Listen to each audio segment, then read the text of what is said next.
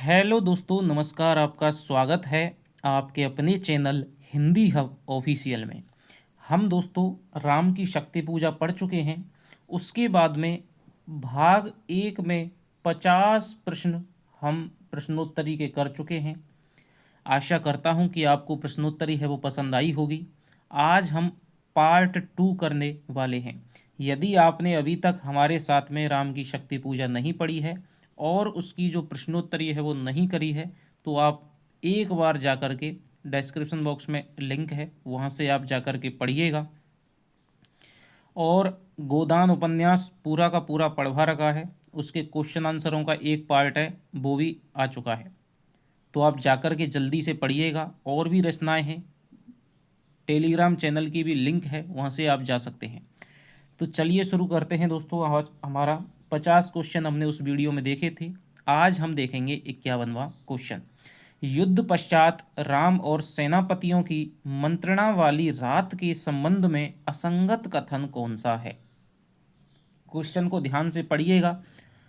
एक अच्छे खासे लेवल के जो लोग कहते हैं कि राम की शक्ति पूजा से क्वेश्चन है वो बन ही नहीं सकते, एक दो चार क्वेश्चन जामवंत के कथन, एक बार राम का कथन, ऐसे ही कथन आए हैं, तो आप हिंदी हब ऑफिशियल पे दोस्तों आ जाना। किसी भी टॉपिक पे यदि आपको जो लग रहा है कि इस पे तो क्वेश्चन क्या बनेंगे, तो आप यहाँ से आ जाना। आप देखना किस तरह के प्रश्नों का स्तर होता है।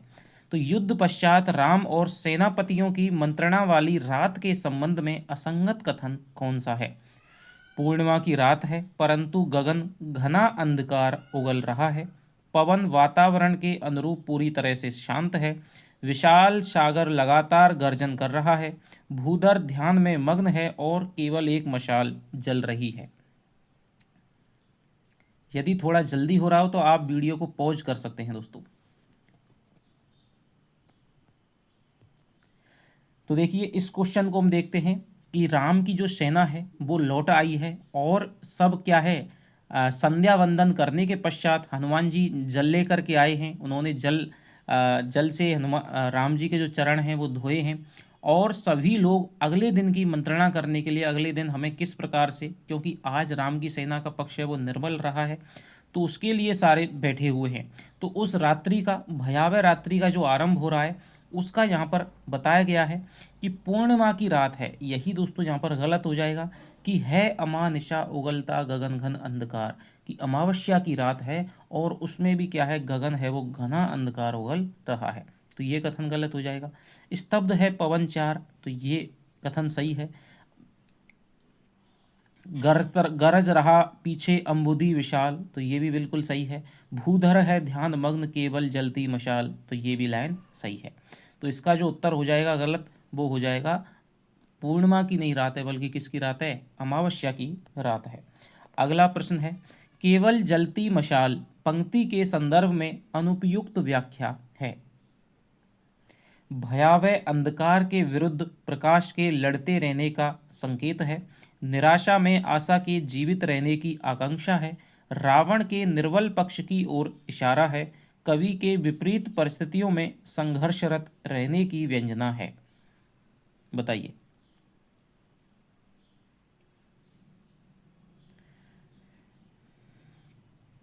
तो यहाँ पर जो लाइन आई थी कि भूधर है ध्यानमग्न केवल जलती मशाल, कि सारा वातावरण है वो भयावह रात्रि के आगोश में लिपटा हुआ है और वहाँ पर कुछ भी दिखाई नहीं दे रहा है, केवल एक ही मशाल है वो जल रही है। सारी निराशाओं में क्या है, आशा का संचार है वो कर रही है। तो देखिए, भयावह अंधकार के विरुद्ध प्रकाश के लड़ते रहने का संकेत है, बिल्कुल सही बात है। निराशा में आशा के जीवित रहने की आकांक्षा है। केवल मशाल के माध्यम से है कि अब भी राम की सेना में, राम के मन में कोई ना कोई एक आशा है वो जीवित बची है। रावण के निर्बल पक्ष की ओर नहीं दोस्तों, रावण के निर्बल पक्ष की ओर यहाँ पर इशारा नहीं है। कवि के विपरीत परिस्थितियों में संघर्षरत रहने की व्यंजना है, ये भी बात सही है कि जो निराला का मन है उनके अंदर भी क्या है, कोई ना कोई एक ऐसी मसाल थी जो हमेशा जलती रहती थी। तो ये भी यहाँ पर सही हो जाएगा। तो इसका उत्तर हो जाएगा, रावण के निर्बल पक्ष की ओर इशारा नहीं है, बल्कि राम का ही क्या है, निर्बल पक्ष है जो व्यंजित हुआ है, कि उनके पक्ष में केवल एक ही मसाल जल रही है। आगे चलते हैं। अप्रतिहत गरज रहा पीछे अंबुधि, पंक्ति में अप्रतिहत शब्द का अर्थ क्या है? बिना आवाज के, लगातार, गर्जन, चोट खाया हुआ।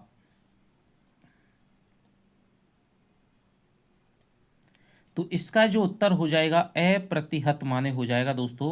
जो पीछे जो विशाल सागर है वो लगातार गर्जन कर रहा है। इसका उत्तर हो जाएगा लगातार। आगे चलते हैं।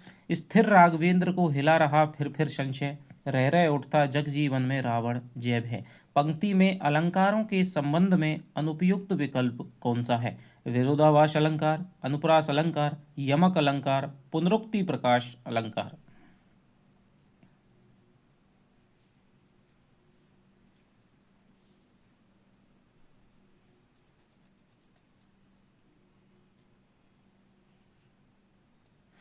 तो देखिए, स्थिर राघवेंद्र को हिला रहा फिर संशय, तो फिर में तो हो जाएगा हमारा पुनरुक्ति प्रकाश अलंकार। और राम क्या है? स्थिर मन वाले हैं, चंचल नहीं है, लेकिन फिर भी क्या है, उनको संशय है, वो क्या कर रहा है? हिला रहा है। तो यहीं पर क्या हो गया? विरोधाभास हो गया। रह रहे में भी पुनरुक्ति प्रकाश हो गया। इसके अलावा जग जीवन में संशय और भय में अंत्यानुप्रास हो गया, तो अनुप्रास अलंकार हो गया। लेकिन यमक अलंकार है वो कहीं भी नहीं है। तो चलिए आगे चलते हैं।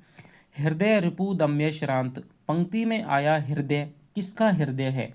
हनुमान का, रावण का, विभीषण का, राम का। तो यहाँ पर जो हृदय है दोस्तों वो किसका हृदय है? यहाँ पर हृदय है वो राम जी का हृदय है। कि आज तक नहीं हुआ जो हृदय दम्य रिपु श्रांत, एक भी अयुत लक्ष्य में रहा जो दुराक्रांत।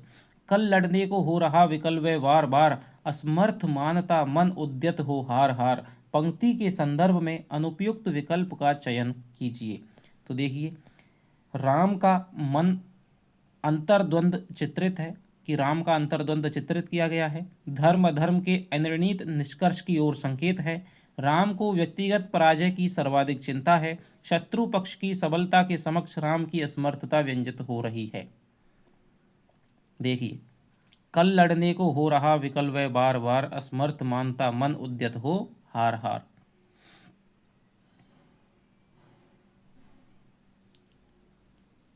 निराला जी कहते हैं कि राम का जो मन है, जो अब तक हजारों लाखों लक्ष्यों में क्या रहा था? दुराकांत रहा था, कभी भी हारा नहीं था। अब वो कल लड़ने के लिए क्या हो रहा है? व्याकुल हो रहा है। और मन बार बार अपनी हार या पराजय स्वीकार करके क्या है? अपने आप को असमर्थ मान रहा है। तो देखिए, राम का यहाँ पर अंतर्द्वंद है वो चित्रित हो रहा है। अपनी उन्हें जय और पराजय की क्या है? अपनी वे चिंता नहीं है, लेकिन उन्हें अपने धर्म और अधर्म की जय पराजय की क्या है? क्या होगा कल? मन क्या है? संशय में है उनका मन। तो अंतर्द्वंद चित्रित हुआ है। धर्म अधर्म के अनिर्णीत निष्कर्ष की ओर संकेत है। अभी ये निर्णय नहीं हुआ है कि धर्म जीतेगा कि अधर्म जीतेगा, रावण की जय होगी कि मेरी जय होगी। लेकिन उन्हें शंका है कि रावण यदि जीत गया तो जो समाज में लोक कल्याण का जो है वो खत्म हो जाएगा। तो राम को व्यक्तिगत पराजय की चिंता नहीं है, बल्कि सामाजिक लोक कल्याण के, लोक मंगल के पतन की ओर चिंता है। कि यदि अधर्म रावण जीत गया तो फिर इस जनता का क्या होगा? शत्रु पक्ष की सबलता के समक्ष राम की असमर्थता व्यंजित हो रही है। तो इसका जो उत्तर हो जाएगा वो हो जाएगा कि राम को व्यक्तिगत पराजय की चिंता नहीं है। आगे चलते हैं। राम की शक्ति पूजा में आया पृथ्वी तनया कुमारिका शब्द समूह है किसके लिए प्रयुक्त हुआ है? राम के लिए, शक्ति के लिए, सीता के लिए, अंजना के लिए। बताइए।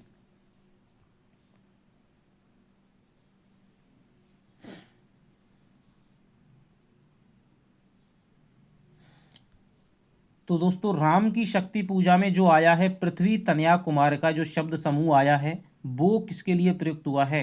वो हुआ है दोस्तों किसके लिए? सीता जी के लिए। क्योंकि सीता जी हैं दोस्तों, उनको भूमिजा भी कहा जाता है, पृथ्वी तनया भी कहा गया है। और कुमारिका माने उनकी जो यौवन वाली छवि थी, जो कुमारी वाली जो छवि थी, उसके लिए पृथ्वी तनया कुमारिका सीता जी के लिए आया है। राम को सीता जी की स्मृति किसके समान आती है? पवन के समान, विद्युत के समान, झंझावात के समान, कल्पना के समान। बताइए। तो दोस्तों, राम को जो सीता जी की स्मृति है ऐसे क्षण घन अंधकार में जैसे विद्युत, जागी पृथ्वी तनया कुमार का की छवि अच्युत। तो यहाँ पर सीता जी की जो स्मृति है वो किसके समान आती है दोस्तों? घने अंधकार में विद्युत के समान आती है। ठीक है, अभी इस पर लगभग आपके 60-70 क्वेश्चन हैं। 100 क्वेश्चन मतलब 1.25 के लगभग इस पर क्वेश्चन है, और बनाने को चाहो तो 2 से 2.5 से कितने भी क्वेश्चन बना लो, लेकिन आधी ही अभी तक आपकी कविता हुई है।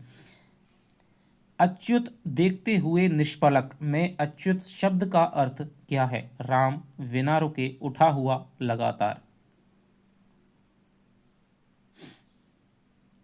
तो अच्युत माने हो जाएगा दोस्तों यहाँ पर अच्युतानंद। तो अच्युत देखते हुए निष्पलक की सीता जी की जो छवि है उसको जो राम है वो लगातार देख रहे थे, बिना पलकाए, पलकें झपकाए हुए देख रहे थे। तो यहाँ पर जो उत्तर हो जाएगा, अच्युत का जो शब्द का अर्थ है वो किसके लिए आया है? राम के लिए आया है। निम्न शब्द समूहों के सुसंगत क्रम की पहचान कीजिए। तो देखिए ये बड़ा ही भारी क्वेश्चन है, जब तक आपको याद नहीं है तब तक आप नहीं कर सकते, और इस प्रकार के क्वेश्चन आपको दोस्तों आ सकते हैं।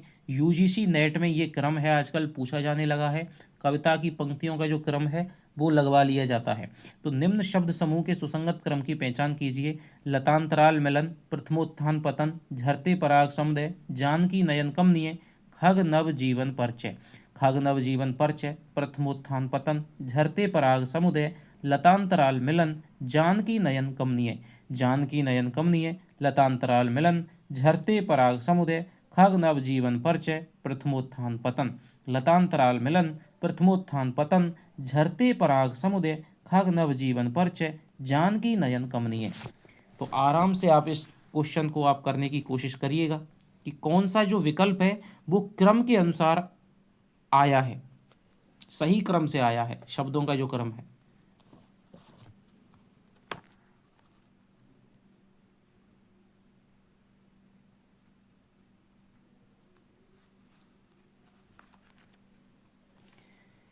तो देखिए हम जानते हैं कि राम को क्या है, सीता जी की जो स्मृति है वो आ रही है। तो ऐसे क्षण घन अंधकार में जैसे विद्युत, जागी पृथ्वी तनया कुमार का की छवि अच्युत, देखते हुए निष्पलक, याद आया उपवन, प्रथम स्नेह का विदेह का, विदेह का प्रथम स्नेह का लतांतराल मिलन।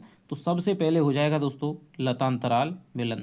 नैनों का नैनों से गोपन प्रिय संभाषण, पलकों का न पलकों पर प्रथमोत्थान पतन, कांपते हुए किसलय, झरते पराग समुदय, गाते खग नव जीवन परिचय तरु मलय वलय, ज्योति प्रपात स्वर्गीय, ज्ञात छवि प्रथम स्वीय, जानकी नयन कंपनीय, प्रथम कंपन तुरीय।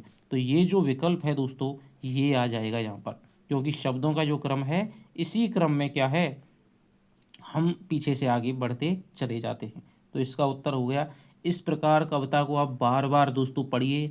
ऐसे जो है, ऐसे जो खंड आए हैं जहाँ पर सीता जी की स्मृति आ रही है, एक ही उसमें आ रहा है, तो अब लगातार से पंक्तियों का क्रम भी आप ध्यान रखिएगा, बार बार आप पढ़िएगा, क्योंकि क्वेश्चन है इसी प्रकार से अब की बार आने की संभावना है। जामवंत जी के जो कथन हैं वो तो बहुत बार आ गए, अब वो बार बार नहीं पूछे जाएंगे। जानकी नयन कमनीय, प्रथम कंपन तुरीय। पंक्ति में तुरीय शब्द का अर्थ क्या है? तो तुरीय शब्द का अर्थ है दोस्तों घोड़ों का समूह है, मनोवेग, समाधि की अवस्था, वार्तालाप का एक प्रकार। बताइए तुरीय शब्द का अर्थ क्या है? तो तुरीय शब्द का जो अर्थ हो जाएगा ये आप जानते हैं, कबीर वगैरह में भी आता है। तो समाधि की जो अवस्था होती है दोस्तों, जहाँ पर आदमी सारा चीज़ है भूल जाता है, समाधि की अवस्था, केवल स्वयं का ज्ञान रहता है, उस अवस्था को कहते हैं तुरीय अवस्था। तो समाधि की एक अवस्था का नाम है तुरीय अवस्था। राम को याद आई सीता जी की स्मृति के वर्णन से असंगत विकल्प की पहचान कीजिए। अब देखिए पिछली बार हमने शब्दों के माध्यम से वो चीज़ देखी थी, अब हम उसको व्याख्या यानी अर्थ के माध्यम से देख रहे हैं कि राम को सीता जी की स्मृति आती है, और उस वर्णन से निराला जी ने जो वर्णन किया है उससे गलत कथन कौन सा है? कि राजा जनक के उपवन में सीता जी से प्रथम मुलाकात हुई थी, नई नई कोपलें हिल रही थी और पराग कणों के समूह अधिक प्रसन्नता से झर रहे थे, प्रातःकालीन सूर्य का प्रकाश नदी के समान बह रहा था, चारों ओर सुगंध बिखराते चंदन वृक्षों का मंडल घेरे खड़ा था। बताइए पूरी कविता को इस तरह से खोल के रख दिया है कि आप एक नए ही दोस्तों संसार में पहुंच जाएंगे कि किस तरह से कविता है वो पढ़ी जाती है और कब हमारा क्वेश्चन है वो सही होता है।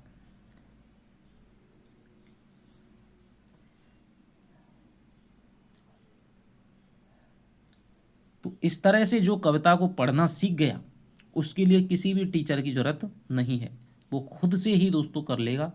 मेरा यही रहा है शुरू से। राम को देखो, सीता जी की स्मृति के वर्णन से असंगत है कि राजा जनक के प्रथम स्नेह का विदेह का, ठीक है, तो उपवन की याद आती है। विदेह यानी जनक के उपवन में सीता जी से प्रथम मुलाकात हुई, बिल्कुल सही बात है।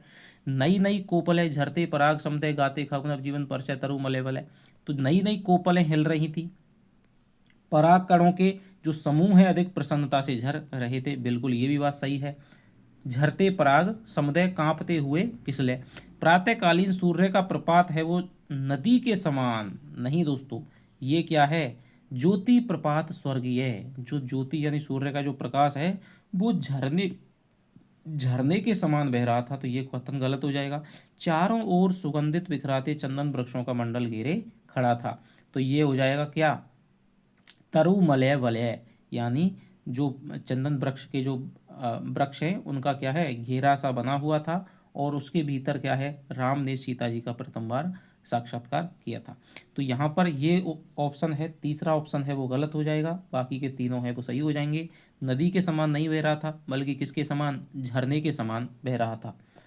सेहरा तन क्षण भर भूला मन शब्द समूह है किसके लिए प्रयुक्त हुआ है, राम के लिए, सीता के लिए, हनुमान के लिए, विभीषण के लिए।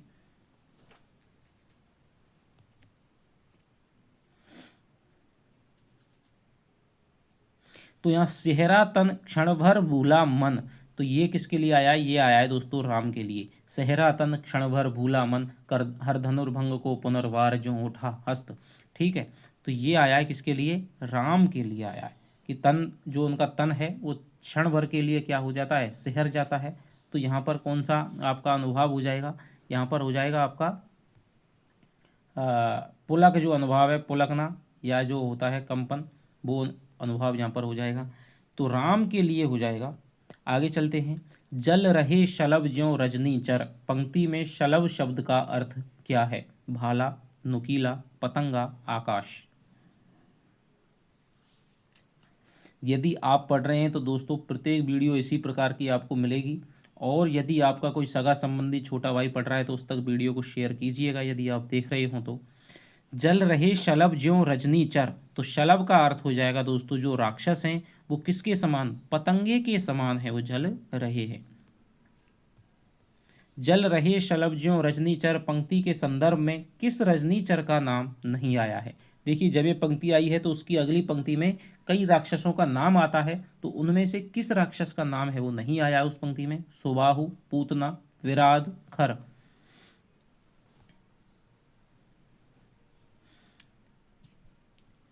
क्वेश्चन हालांकि आप ढंग से पढ़ेंगे तो इतने भी कठिन नहीं है, लेकिन आपको एक नए प्रकार का क्या है मैटर मिल रहा होगा तो आपको लग सकता है, लेकिन क्वेश्चन बहुत आसान है ऑप्शन के हिसाब से। सुबाहु देखिए, सुबाहु आया है, अगला क्वेश्चन है मैं आपको नहीं बताऊं ज़्यादा। पूतना है, पूतना जो ऑप्शन है वो नहीं आया है क्योंकि आप वैसे भी पहचान सकते हैं पूतना का जो संबंध है वो श्री कृष्ण से है, जबकि सुबाहु है, विराध है, खर है, इनका संबंध है राम से है। इन राक्षसों का किसने किया था वध, राम ने किया था। क्वेश्चन नंबर 64 है, राम की शक्ति पूजा में आए राक्षसों के नाम का सही क्रम पहचानिए। तो उस पंक्ति में जिस क्रम में राक्षसों के नाम आए हैं उस क्रम को आपको पहचानना है। सुबाहु, दूषण, सरस्त्रय, खर, विराध। विराध, सुबाहु, सरस्त्रय, दूषण, खर। ताड़का, विराध, सरस्त्रय, दूषण, खर। सरस्त्रय, ताड़का, विराध, दूषण, खर।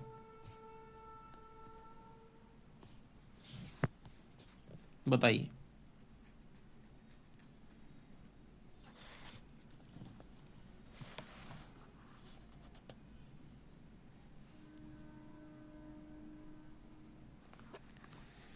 तो इसका जो ऑप्शन हो जाएगा देखिए, देखते राम जल रहे सलभ ज्यों रजनीचर, ताड़का, विराध, सुबाहु, सरस्त्रय, दूषण, खर।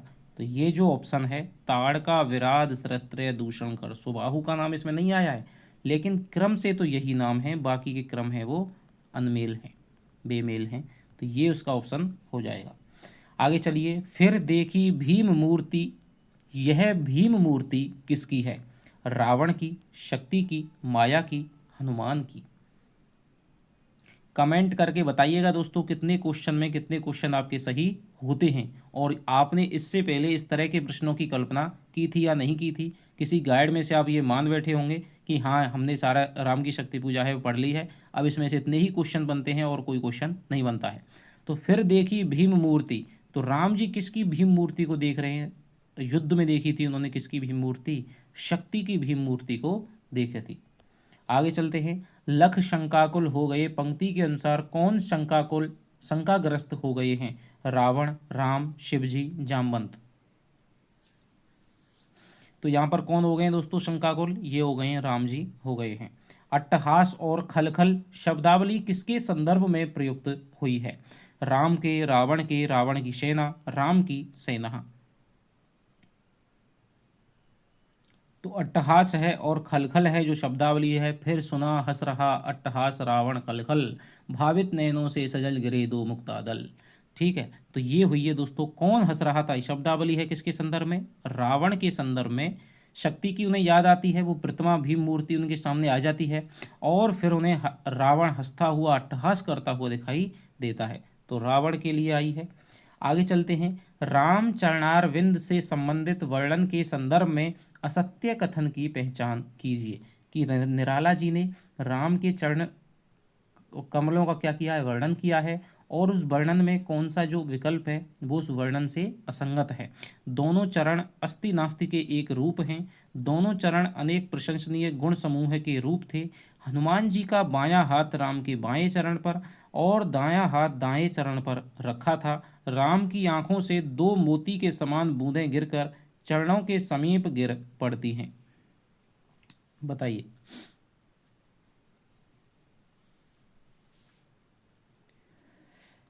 तो रामचरण देखते राम चरणारविंद, युग अस्ति नास्ति के एक रूप गुण गण अनिंद्य। तो अस्ति नास्ति के रूप हैं, गुण गण अनंद हैं, और साधना मध्य भी साम्य वाम कर दक्षिण पर, दक्षिण कर तल पर, वाम चरण कपिपर गदगद। तो जिनका जो बायां हाथ है दोस्तों, ठीक है, वो दक्षिण पद पर, यानी कि जो बायां हाथ है, मैंने आपको कविता पढ़ाते समय खूब आराम से इसकी बताया था कि जो बायां हाथ है वो तो दाएं चरण पर रखा है, और दायां हाथ है वो बाएं चरण पर रखा हुआ है। इससे संबंधित आगे भी क्वेश्चन आने वाला है, तो ये है, ये ऑप्शन गलत हो जाएगा। राम की आंखों से भावित नैनों से सजल गिरे दो मुक्तादल, तो दो मोती के समान बूंदें गिरकर चरणों के समीप है वो गिर पड़ती हैं, तो ये भी ऑप्शन हमारा सही है। तीसरा ऑप्शन इसका गलत है।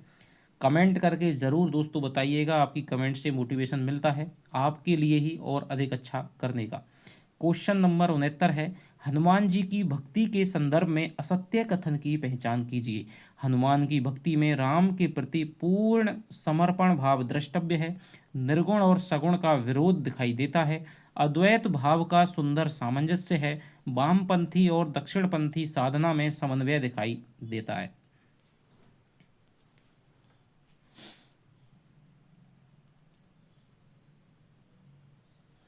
तो देखिए हनुमान जी का जब वर्णन आया है अभी जो हम पढ़ रहे थे, तो हनुमान जी भक्ति के प्रति क्या है, देखिए, बैठे मारुति देखते राम चरणारविंद, ठीक है, कर पद छाल नावित लेकर आए पटु हनुमान। तो क्या है, हमेशा ही राम की और जब क्रोध में आ जाते हैं तब भी वो नीचे नीचे आते हैं कि भाई प्रभु के चरणों पर उतर आए। राम जी कहते हैं कि भाई नील कमल लाने के लिए, तब भी प्रभु की जो मस्तक के जो रज है उसको अपने मस्तक पर धर करके प्रभु पद रज धर सिर चले हर्ष भर हनुमान। तो इस प्रकार से राम में क्या है, पूर्ण समर्पण का भाव है वो दिखाई देता है हनुमान की भक्ति में राम के प्रति। निर्गुण और सगुण का विरोध दिखाई देता है, ये क्वेश्चन दोस्तों ये कथन है वो गलत हो जाएगा, क्योंकि जपते सभक्ति अजपा विभक्त हो राम नाम, कि जो राम नाम का उच्चारण राम नाम का कर रहे हैं तो क्या हो गया दोस्तों, सगुण हो गया, ठीक है। और अजपा जप कर रहे हैं, राम की भक्ति कर रहे हैं तो सगुण हो गया, ठीक है, अवतार की है तो सगुण का हो गया। और क्या है, नाम स्मरण कर रहे हैं, इसके अलावा अजपा जप कर रहे हैं, जो कि क्या है, निर्गुण की विशेषताएं हैं। तो यहाँ पर निर्गुण और सगुण में विरोध नहीं है दोस्तों, बल्कि क्या दिखाया गया है, समन्वय सामंजस्य दिखाया गया है। अद्वैत भाव का सुंदर सामंजस्य है, ठीक है, ये भी बात बिल्कुल सही है। और वामपंथी दक्षिणपंथी, बायां हाथ है उस पर, दायां हाथ है माए पर। तो इसके माध्यम से क्या है, वामपंथी और दक्षिणपंथी जो साधनाएं हैं, ठीक है, लेफ्ट विंग और राइट विंग, उनमें क्या दिखाया गया दोस्तों, समन्वय दिखाया गया है। तो यहाँ पर ये वाला ऑप्शन है वो गलत हो जाएगा। निर्गुण और समन्वय विरोध नहीं है, बल्कि क्या है, सामंजस्य है, समन्वय है। चमके नभ में ज्यों तारा दल, पंक्ति में तारा दल की उपमा किसे दी गई है? राम की आंखों को, राम के आंसुओं को, हनुमान जी के आंसुओं को, सीता जी के आंसुओं को। तो किसको दी गई है दोस्तों, तारा दल की जो उपमा है वो दी गई है किसके, राम के आंसुओं को। कि चमके नभ में जब हनुमान जी सर उठाते हैं तो उन्हें ऐसा लगता है भावित नैनों से सजल गिरे दो मुक्ता दल। तो यहाँ पर राम चरण उठाते हैं तो उन्हें ऐसा लगता है कि भाई दो तारा दल है वो चमक गए हों। तो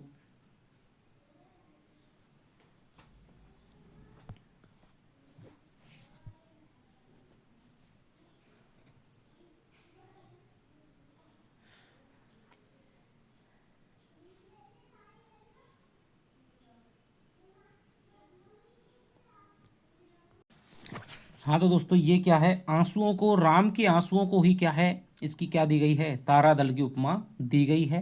कि क्या कह रहे हैं कि देखा कपिने चमके नभ में जो तारा दल, ये नहीं चरण राम के बने श्यामा के। कि क्योंकि हनुमान है वो साधना में, देखिए अजपा जप, कितना बढ़िया, देखिए क्या उदाहरण दिया है।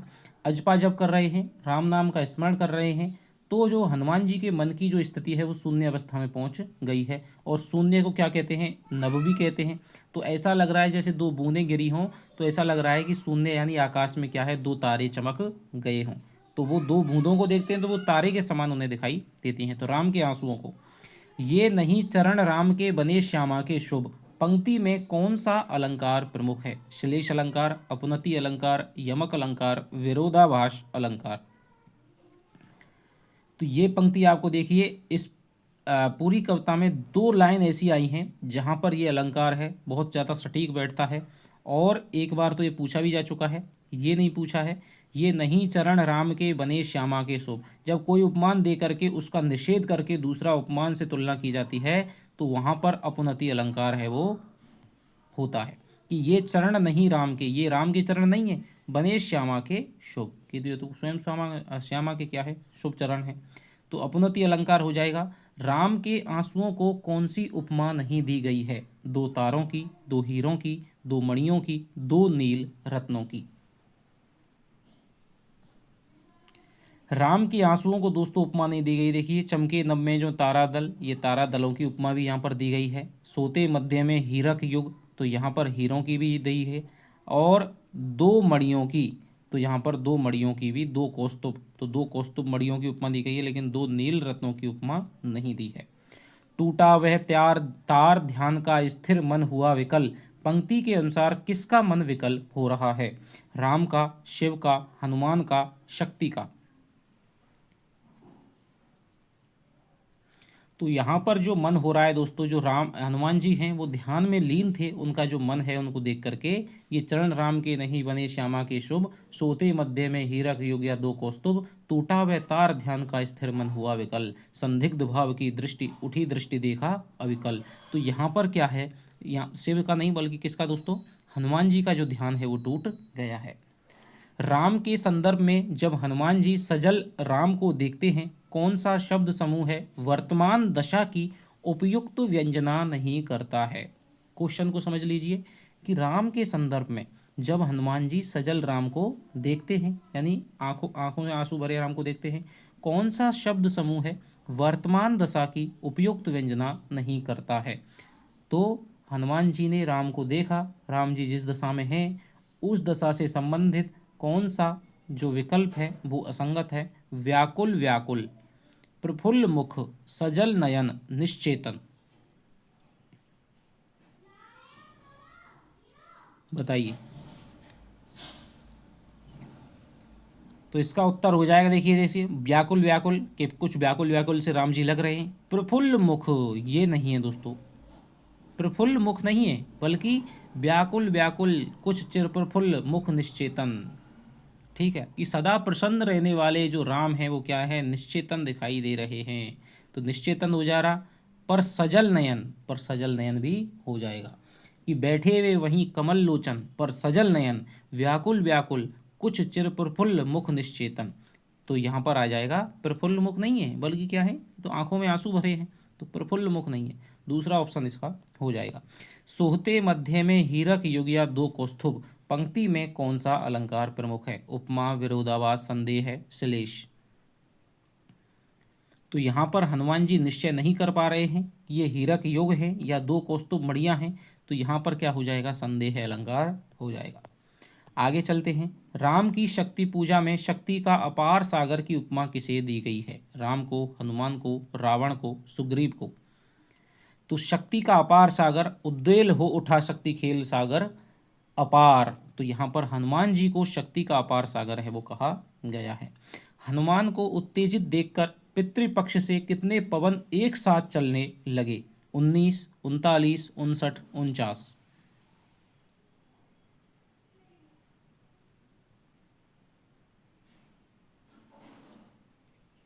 तो 49 पवन पिता पक्ष से तुमुल, ठीक है, तो 49 पवन हैं वो उनके पितृपक्ष, यानी कि जो पवन उनके देव पवन पिता हैं उनके तरफ से उनके समर्थन में चलने लगते हैं। प्रलयकालीन ये कहा जाता है कि जब प्रलय आता है तब एक साथ क्या है, पवन है वो ये चलते हैं। आगे चलते हैं। हनुमान के उद्वेलित होने वाले वर्णन से संबंधित कौन सा शब्द समूह नहीं है? सत, घूर्णा, वर्त, तरंग, भंग, तोड़ता, बंध, प्रतिसंध, धरा, लीला, सहचर, दिव्य भावधर, सत, वायु, वेग, बल।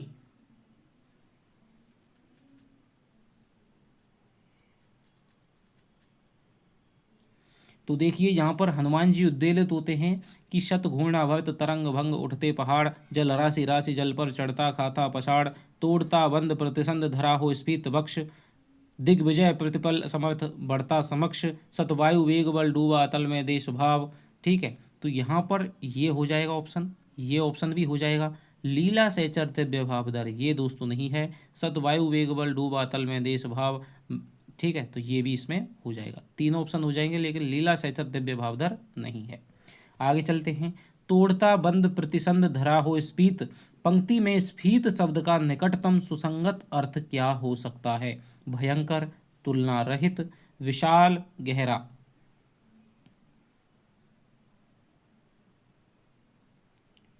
तोड़ता बंध प्रतिसंध धरा हो स्फीत, पंक्ति में स्फीत का निकटतम सुसंगत अर्थ क्या हो सकता है? तो स्फीत यानी कि क्या है दोस्तों? विशाल, उनका जो वक्ष है इसका अर्थ हो जाएगा विशाल, ठीक है, या चौड़ा। राम की शक्ति पूजा में हनुमान के लिए आई उपमाओं और संज्ञाओं में से असत्य है? एकादश रुद्र, राम पूजन प्रताप तेज प्रसार, रघुनंदन कूजित, श्यामा के पदतल भार धरण।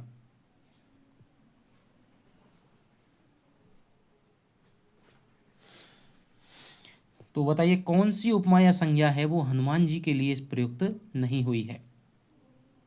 तो देखिए एकादश रुद्रों के समान हनुमान जी हैं, बिल्कुल सही बात है।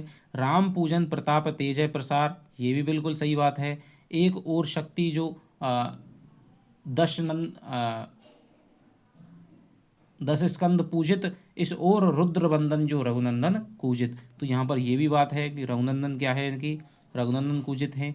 लेकिन श्यामा के पततल भाव धरण हरमंद स्वर, बोले संबरो देवी रही निस्तेज बानर, तो यहाँ पर श्यामा के पैरों का जो भार धारण करने वाले हैं वो तो कौन है भैया? शिव जी हैं। तो ये हनुमान जी के लिए नहीं आया है, तीनों हैं वो हनुमान जी के लिए आए हैं। आगे चलते हैं। हनुमान के महाकाश को निगलने को देखकर कौन क्षण भर के लिए चंचल हो जाते हैं? राम, शिव, इंद्र, ब्रह्मा। तो कौन हो जाते हैं दोस्तों क्षण भर हुए विकल? कौन हो जाते हैं साहब? ये हो जाते हैं शिव जी हो जाते हैं, विकल हो जाते हैं। विद्या का ले आश्रय इस मन को दो प्रबोध, किसका कथन है? राम का, शिव का, अंजना देवी का, जामवंत का।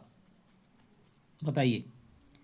तो ये जो कथन है विद्या का ले आश्रय इस मन को दो प्रबोध, झुक जाएगा कभी निश्चय दूर होगा रोध, तो ये हो जाएगा किसका है? शिव जी का ये कथन है। राम की शक्ति पूजा में आए संबरो शब्द का सही अर्थ है? रोको, सावधान, तैयार, विनाश। तो संभ्रो माने हो जाएगा दोस्तों, क्या हो जाएगा, संभ्रो माने हो जाएगा आपका रोको, कि हे दोवी तुम क्या करो, हनुमान जी को किसी भी तरह रोको। कौन सी शब्दावली हनुमान जी से संबंधित नहीं है? चिर ब्रह्मचर्य रत, पुरुषोत्तम के सर्वोत्तम, लीला सहचर, हर मंद्र स्वर। तो अभी मैंने आपको बता दिया था कि जो हनुमान है वो क्या है, चिर ब्रह्मचर्य रत है, पुरुषोत्तम की सर्वोत्तम अनन्य है, लीला सहचर भी हैं, लेकिन हर मंत्र स्वर यानी हर माने शिवजी, और मंत्र स्वर माने गगन के बादलों के समान गंभीर वाणी में बोलते हैं। तो ये ऑप्शन गलत हो जाएगा। आगे चलिए, हनुमान के संबंध में आई शब्दावली के सही क्रम वाले विकल्प को छांटिए। श्रृंगार युग्मगत दिव्य भावधर अर्चना राम की अनन्य लीला सहचर अक्षय शरीर, दिव्य भावधर अर्चना राम की अनन्य लीला सहचर अक्षय शरीर, श्रृंगार युग्मगत अर्चना राम की अक्षय शरीर अनन्य लीला सहचर दिव्य भावधर, अक्षय शरीर दिव्य भावधर श्रृंगार युग्मगत अर्चना राम की अनन्य लीला सहचर। बताइए।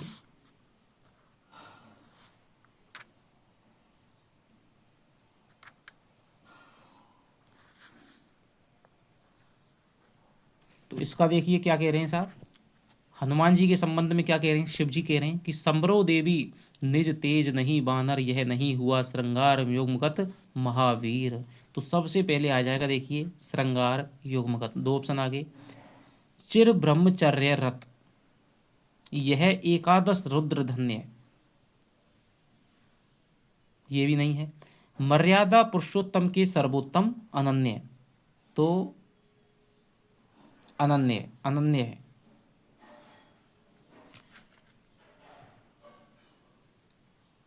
अर्चना, हाँ, बोले संभ्रो देवी निज तेज नहीं बानर, यह नहीं हुआ श्रृंगार युग्मगत, तो सबसे पहले तो ये आ जाएगा श्रृंगार युग्मगत महावीर, अर्चना राम की मूर्तिमान अक्षय शरीर, दूसरे पे ये आ जाएगा अक्षय शरीर आ जाएगा, तीसरे पे अनन्य चिर ब्रह्मचर्य रत, ये एकादश रुद्र धन्य, मर्यादा पुरुषोत्तम के सर्वोत्तम अनन्य, लीला सहचर दिव्य भावधर, ठीक है, दिव्य भावधर, इन पर प्रहार करने पर होगी देवी तुम्हारी विषम हार। तो यहाँ पर ये जो ऑप्शन है वो सही क्रम से है। आगे चलते हैं, हनुमान के वर्णन से संबंधित असंगत व्याख्या है। हनुमान कभी नारी के प्रेम पाश में नहीं बंधे थे। हनुमान जी का शरीर अमिट था क्योंकि वे आजन्म ब्रह्मचारी थे।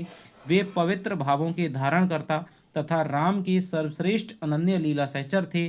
क्रोधित हनुमान जी को महाशक्ति पराजित कर सकती थी। तो देखिए क्या है, हनुमान जी नहीं हुआ श्रृंगार युग्मगत महावीर, कि कभी भी श्रृंगार के काम वासना के अधीन होकर के हनुमान जी हैं वो नहीं बंधे हैं नारी के प्रेम पाश में। हनुमान जी का महावीर अक्षय शरीर था क्योंकि चिर ब्रह्मचर्य रत, माने सदा से आजन्म से क्या थे, ब्रह्मचारी थे। दिव्य भावधर और मर्यादा पुरुषोत्तम के सर्वोत्तम अनन्य, तो ये भी बात सही है। क्रोधित हन कि हे देवी करने पर तुम्हारी होगी विषम हार, तो यहाँ पर महाशक्ति पराजित नहीं कर सकती थी, बल्कि क्रोधित हनुमान जी से यदि महाशक्ति लड़ती तो उनकी भी क्या होती, बहुत बुरी तरह से हार होती। तो ये शिव जी कह रहे हैं दोस्तों। क्या असंभाव्य हो यह राघव के लिए धार्य, किसका किससे कथन है? रावण का राम से, शिव का शक्ति से, शक्ति का शिव से, अंजना का हनुमान से। तो क्या असंभाव्य हो यह राघव के लिए धार्य, तो ये जो कथन है दोस्तों वो अंजना देवी है। हालांकि वो मां शक्ति ही है, लेकिन यदि पात्र के रूप में आएगा दोस्तों वो क्या होगा, अंजना होगा। और अंजना का हनुमान से यह कथन है कि छोड़कर धर्म का तुम कार्य क्या कर रहे हो, क्या असंभाव्य हो यह राघव के लिए धार्य। तो अंजना का हनुमान से कथन है। यह वही भाव कर रहा तुम्हें व्याकुल रह रहे, तुम्हें शब्द किसके लिए आया है, रावण, राम, शिव, हनुमान। तो यहाँ पर जो तुम्हें शब्द है, तो अंजना देवी माता कह रही है कि नहीं रहा तुम्हें बालक केवल, रवि को जब तुमने लिया निगल, तो यही भाव कर रहा तुम्हें व्याकुल रह रहे। तो हनुमान जी से कह रही है। राम की शक्ति पूजा में शिवजी का निवास स्थल कहाँ बताया गया है? कैलाश पर्वत पर, महाकाश में, हिमालय पर, राघव के मन में।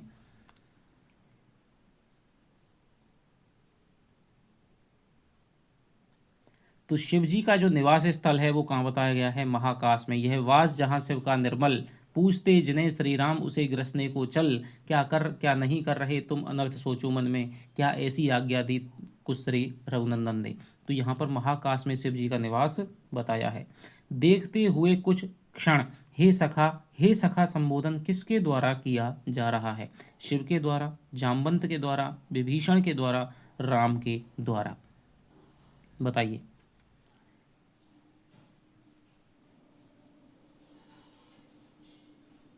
तो यहाँ पर जो हे शका जो संबोधन है दोस्तों, वो किसके द्वारा किया जा रहा है? हे शका विभीषण, हे देखते हुए विषण्ण मुख कुछ क्षण, हे सखा विभीषण बोले आज प्रसन्न वदन। तो यहाँ पर विभीषण के द्वारा है ये संबोधन किया गया है। विभीषण के अनुसार सभी वीर वानर और भालू किसके मुख को देखकर थकान से रहित हो जाते थे? राम के, लक्ष्मण के, सुग्रीव के, हनुमान के।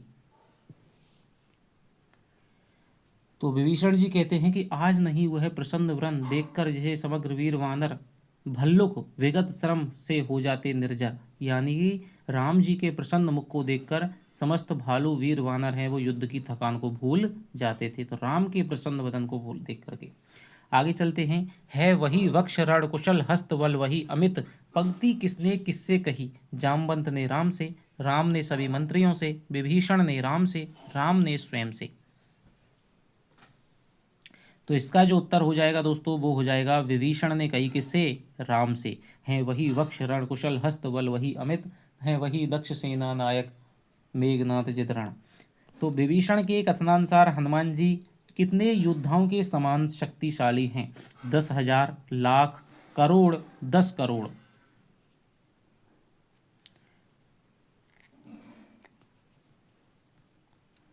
तो देखिए विभीषण के कथनानुसार हनुमान जी हैं वो कितने हैं? एक वही अर्बुद सम महावीर। अर्बुद माने होता है 10 करोड़ योद्धाओं के समान शक्तिशाली हनुमान जी भी क्या है? वही हैं। महाबल श्वेत धीर आदि विशेषण किस योद्धा के लिए प्रयुक्त हुए हैं? लक्ष्मण, अंगद, हनुमान, सुग्रीव। किसके लिए प्रयुक्त हुए हैं? लक्ष्मण, अंगद, हनुमान। तारा कुमार भी वही महाबल श्वेत धीर। यानी तारा कुमार यानी कौन है दोस्तों? अंगद है। पूछा जा सकता है तारा कुमार कौन था? अंगद था, महाबली था, श्वेत धीर था। श्वेत यानी गोरे रंग का और धैर्यशाली था, अंगद हो गया।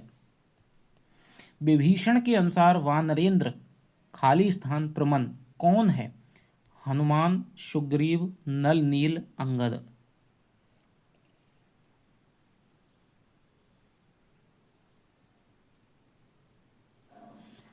तो वानरेंद्र सुग्रीव प्रमन, सुग्रीव आ जाएगा, खाली स्थान में आ जाएगा सुग्रीव आ जाएगा। राम की शक्ति पूजा में मेघनाथ जित रण किसे कहा गया है? हनुमान को, लक्ष्मण को, अंगद को, राम को। मेघनाथ जित रण, तो ये कहा गया है किसको दोस्तों? राम की शक्ति पूजा में कहा गया है लक्ष्मण को। कौन सा कथन राम से विभीषण का नहीं है? है वही दक्ष सेना नायक, है वही समर, रघुकुल गौरव लघु हुए जा रहे तुम इस क्षण, यह नहीं रहा नरवानर का राक्षस से रण, बैठा उपवन में देगा दुख सीता को फिर। बताइए। क्वेश्चन करने के बाद फिर से एक बार आप कविता की समरी है वो लगाइएगा, तब आपको और पता चलेगा किस तरह से कहाँ कहाँ पर हमें ध्यान देना चाहिए। और इसी प्रकार से प्रत्येक कविता को पढ़िएगा, जिसको हिंदी हब ऑफिशियल विशेष अच्छी तरह से आपको इसी प्रकार से व्याख्या करके आपको पढ़ पाता है। एक बार आप राम की शक्ति पूजा पढ़ करके देखिएगा।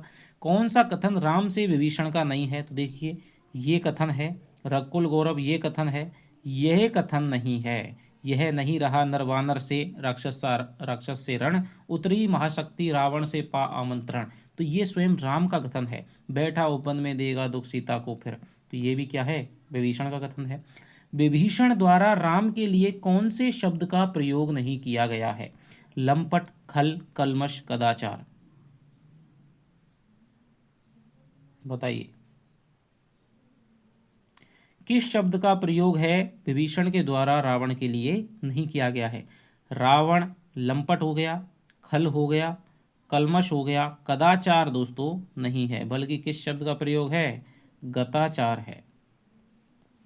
विभीषण द्वारा प्रयुक्त शब्दों का सही क्रम पहचानिए। कलमश गताचार लंपट खल, खल लंपट कलमश गताचार, गताचार लंपट खल कलमश, लंपट खल कलमश गताचार। तो रावण रावण लंपट खल कलमश गताचार, तो ये जो ऑप्शन है वो इसका सही हो जाएगा। कल कूजित पिक शब्द समूह है किसके संदर्भ में प्रयुक्त हुआ है? रावण के, राम के, स्वयं के, रावण के, पार्षदों के। यानी विभीषण ने कल कूजित पिक है वो शब्द समूह प्रयुक्त किया है, वो किसके लिए प्रयुक्त किया है? रावण के लिए, राम के लिए, स्वयं के लिए, रावण के पार्षदों के लिए। बताइए। तो यहाँ पर क्या है? वसंत में सुनता कल कूजित पिक, तो रावण हे राम तुम्हें धिक धिक। तो यहाँ पर जो कल कूजित यानी कि वो क्या है? अपने वन में बैठ कर के वसंत में क्या है? कोयल की मधुर कूक सुनेगा और ऐसा तुम्हारे लिए राम धिक्कार है। तो यहाँ पर क्या हो गया? राम हो गया दोस्त, राम नहीं, रावण के लिए दोस्तों क्या हुआ है? ये प्रयुक्त हुआ है। तो ये कल कूजित पिक आया है किसके लिए? रावण के लिए। तो ये रहे दोस्तों हमारे 100 क्वेश्चन। इस वीडियो को आपका सपोर्ट मिलेगा तो अगली वीडियो भी आपकी जल्द आएगी। तो आशा करता हूँ कि आपको प्रश्न है वो समझ में आ रहे होंगे। कितने कितने आपके प्रश्न सही हुए आप कमेंट में लिख करके ज़रूर बताइएगा, जिससे और भी प्रश्नों का स्तर है वो किस प्रकार रखना है, क्या बनाना है, वो हमें थोड़ा सा पता चलता रहे। थोड़ा सा सपोर्ट करिएगा दोस्तों, लाइक करिए, कमेंट करिए, अपने साथियों के साथ में वीडियो को शेयर करिए। तो चलिए आपसे मिलता हूँ अगली वीडियो में। तब तक के लिए दोस्तों बाय बाय, जय हिंद, जय भारत।